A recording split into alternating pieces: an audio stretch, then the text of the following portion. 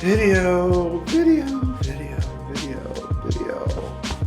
It is early in the morning. I got up at 6 a.m. keeping in mind I didn't go to bed until 1 a.m. to do this video. But I've been promising you guys a fall skincare routine, kind of an update on what I'm doing, talking a little bit about what I'm testing, that I'm going to be doing videos on for you in the future. Sorry, still not awake. But anyway, so today, fall video. So today, skincare. So today, fall skincare. What the is this? So today, fall skincare routine 2021. Well, hey everybody, welcome back to the channel. If you're new and you're not familiar with who I am, I'm Chris. I'm a skincare expert. And yes, I am here in my bathroom downstairs, my kitschy, beachy bathroom. It's a long story about that. But anyway, I'm here to do a fall skincare routine for you guys because we're changing from summer over into fall and the winter months. The air is getting drier. And of course, that means a few changes, not many, few updates to your skincare routine. Now, this is what I do in the morning. And as I said in whatever kind of intro that I just created, it's early. So bear with me as I get my juices flowing here. I haven't even had coffee or tea yet. So anyway, but it's important to do these routines first thing in the morning when you get up before you get your day started. If you're an undisciplined person like I am about your morning. I am not a morning person. I get up, I stumble down the stairs, I take the dogs out, I bring the dogs in, I give them treats to keep them busy, and then I go right into my skincare routine. So I make sure that I get that done before the day gets started. So you do you, boo, and however it works for you, but this is how it works for me. So obviously the first step is cleansing, and I have been recommending to you guys to use the right type of cleanser for your skin, which means if you have oily skin, you need to use a clarifying, clear, foaming face wash, one that does have some sort of surfactant in it that helps remove oil, dirt, and bacteria, especially deeply down in your pores. Or if you have normal, dry, or excessive dry skin, or even combination skin, using a gentle face wash. Now, I really do have oily skin in the summer months, but as things begin to cool off, even here in Florida, I switch over to a foaming face wash. And this is Simple's Kind to Skin Foaming Face Wash. It's one of my favorites. I've already washed my face this morning with a towel, so you don't have to look at me wash my face. You guys have seen me wash my face 1 million times. It is the same routine every single time. A couple of minutes, lightly swirling the face wash onto the face, rinsing off, and petting dry. So we're good with being clean this morning. We've cleansed the face. Now, before I put anything on my skin, I always get the hair up out of my face because we don't want skincare product getting into the hairline. I have a lot of you guys write me about getting breakouts along the hairline in the temples and sometimes even towards the top of your forehead. And that is because as we put on skincare products, a lot of times they get pushed up into the hair. So it is very important, if you're a guy or you're a girl, to get the hair up out of your face and to make sure you have a place where that's not going to go up into the hairline. Very important. Okay, next thing I'm going to do is something that I do every morning, and that is kind of just get these little hairs that grew overnight up off my face. This is my new Philips trimmer. Now, I've been a Braun user for, you can hear the hair coming off, for years. And I love Braun products. However, this Philips trimmer, it's designed for guys and it helps you trim hair everywhere, if you know what I mean. It is amazing because the way it's designed, the teeth are protected from touching the skin. They've got this thing down to like a fractional millimeter of a millimeter of a millimeter where it trims the hair very, very closely without cutting you, which is really great. Now, I don't use a blade razor. I use an electric razor because as a guy, I had a problem with ingrown hairs, especially when I had acne so severely. And my dermatologist talked me into, back in the 80s, being scruffy. So I set the trend for being scruffy in the 80s when it was popular. So now comes applying product to the face. As the air begins to dry, we need to remember that products like exfoliators, glycolic acid, lactic acid, salicylic acid have a tendency to dry the skin anyway. So for me, I cut back on those to every other day instead of every day. But today, I'm going to be using this as a full routine so that you guys kind of get the hang of and the idea of how this should work. And if you've been watching the channel at all lately, I've been talking a lot about this Botox in a bottle because it is a peptide that mimics or is similar to what you would get from Botox. The reason that I like this product so much is it helps reduce the amount of contractions that the muscles are able to make underneath the skin around your eye area and your cheeks and your forehead. So applying Aegireline is very simple. It just takes a very little bit. I put it right under my eyes, right in the areas I want to concentrate it. And I do have some wrinkles between my eyes on my nose, which I really don't like, but oh well, you know, goes with the time frame that I'm living in. And then we just want to pat that around like so. All right, and you can kind of see it doesn't really change much of the color of my face. It's not one of those actives like the glycolic acid would be, which you will see what happens with that in a minute. All right, next on my list right now is that I apply alpha Arbutin serum to my face.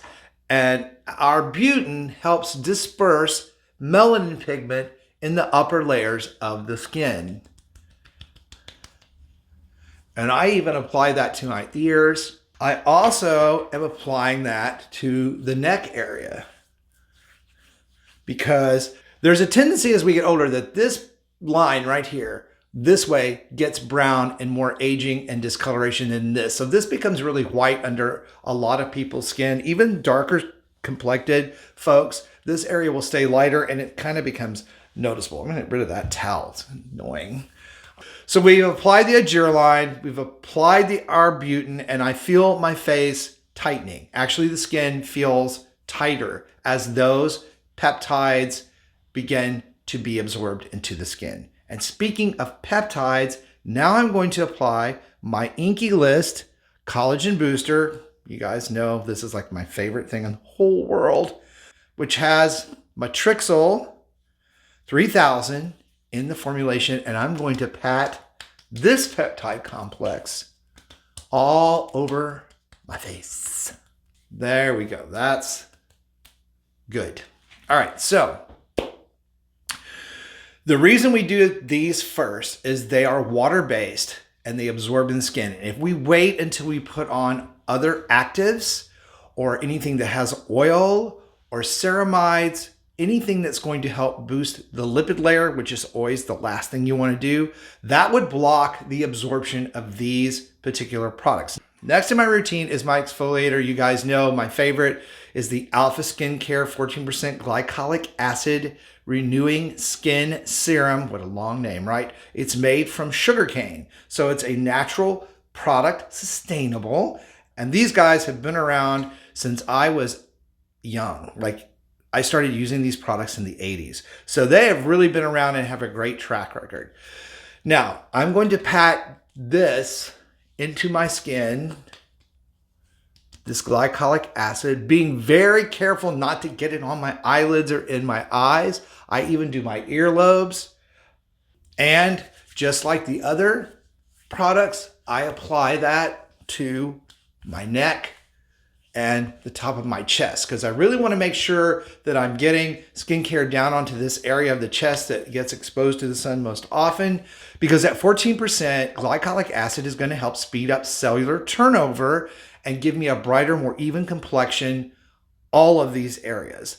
Now, I also often treat the tops of my hands. I'm not doing it in this video, and the tops of my arms because I'm trying to save some time and don't want this video to be like forever for you guys. But you should treat your hands, the backs of your hands, and the tops of your arms and your chest area and your neck area, just like you treat your face. And even though the skin there is a little bit different, you can see people walking around that have really taken great care of their face, their facial skin, but have forgotten these other areas, and they show a lot more aging. So as I always say, be sure you get all of the areas that are exposed to the sun.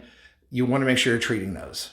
Next in line is the vitamin C serum. And the reason that this goes next is because this is a suspension. So it's in a formulation that sits on top of the skin a little bit and absorbs more slowly. So I wouldn't want to put this on first because it would block the absorption of the other products or kind of make it harder for them to penetrate the skin like I want them to. Now, you guys have been watching the channel for a long time know I use the ordinary 23% vitamin C suspension. This product is like one of my favorite products, but a lot of people have some issue with it because it does have some texture. Not really a gritty feel. I'm almost out of this. I gotta get more. Not really gritty, but textured. And that's because of the L-ascorbic acid granules that are in this. Now, what you want to do is put this in your fingertips and you want to smooth it out first and then pat that again onto the skin. Now, my skin turns red-ish when I put on these last two products. When I put on the Alpha Skincare 14% Glycolic Acid Renewing Serum and the Vitamin C Serum, because they are actives, the skin reacts. So it does get a little bit red. Next up, and you loyal fans are going to know exactly what this is. Nope, not sunscreen. We're not ready for sunscreen yet. This is moisturizer. This is Neutrogena's Hydro Boost for extra dry skin. And the reason I like this is it's packed full of hyaluronic acid in a glycerin and dimethicone base. It's a water gel cream that's probably absolutely one of my favorite skincare products of all time. It is super light. It is wonderful. I use it on the eye area because I don't actually use an eye cream because I don't really need one. My retinol step at night, I do include a retinol eye cream, but I will be doing another video on the nighttime routine. So we're not here all day. We all have things to do, right? So you pat this in and it instantly hydrates your skin. Now I want to talk a little bit really quickly here about hyaluronic acid and the confusion surrounding hyaluronic acid. Hyaluronic acid molecules absorb moisture from wherever they can get it, the air, and yes, in some cases, your skin. So if you live in a dry climate and you try to apply a pure hyaluronic acid serum, you may have problems with drier skin because it's going to pull the moisture out of your skin, which is what we don't want. But when you get hyaluronic acid in a formulation, a cream such as this, with dimethicone and glycerin, the moisture that hyaluronic acid needs is in the actual product, and when it is applied to the skin, it is pulling the moisture from the cream into the layers of your skin that need it. So hyaluronic acid is naturally occurring in our skin. As we get older, we produce less of it, as I always say, like everything else. However, when you use one of these products, and it doesn't have to be Neutrogena, but a good hyaluronic acid formulation can make all the difference for you. So don't give up on hyaluronic acid if you've had issues with it and you've been using a pure hyaluronic acid serum. Try a product that has other humectants like glycerin and protectants like dimethicone in the formulation. So we're helping rebuild the lipid barrier that protects the moisture barrier. If that makes any sense. Anyway, so I want to add here, a lot of you guys live in areas of the country that are dry or are beginning to chill and the air is getting very dry. Even in Florida here, thank God, our humidities are coming down and the mosquitoes are going away. But what that means is many of you need a cream that includes ceramides, which are fatty acids, lipids, if you will, that your skin needs anyway to help protect it from the elements and really build up that lipid barrier. So there are many of these products out on the market today. I'm not using one. I don't need one here in Florida. Not everybody needs a ceramide cream, but if you find your skin really dry, or becoming dry and irritated, it can be a really big help to you. And I will put all of these products listed down below in the video description box with a couple of recommendations for ceramide creams that I have used myself and trust that can work well for you. Next, I do this every day, and I talk to you guys about it all the time, and that's exfoliate my lips. And I use e.l.f. lip exfoliator. It's the brown sugar version, so it doesn't tint my lips. They have several versions of these, so if you wear makeup or you like a kind of a tint on your lips, you can use those as well. But this is the one I use. It is very simple. You just moisten your lips and you exfoliate them like this. I do this every day, every day. And what it does is it improves the circulation in the lip area, allowing your lip balms or your lipstick or your gloss to work better. Now, we don't eat that stuff. You're not supposed to eat it, although it's really sweet. If you will notice, now my lips are kind of red. You can see the lip lines. A lot of you guys complain that you don't see your lip lines anymore, and it does help bring those out. But the biggest thing it does is improve the circulation and get that dead, dry skin off the lips so we don't have all those tiny little lip lines. And then you just apply your lip balm, lipstick, or gloss, or whatever you're using to protect your lips for the day. And make sure that you're using one that has an SPF in it if you can, because we want SPF on the lips just like we do everywhere else. And speaking of SPF, guess what's the last thing I do? I'm not going to apply it in this video, but you guys know that you need to apply an SPF to your skin every day. Anything that's exposed, I always just do my whole chest, even though I wear tank tops down here a lot. One, I'm not on camera because it's hot as hell, usually here in Florida. Just make sure that you're using an SPF of 30.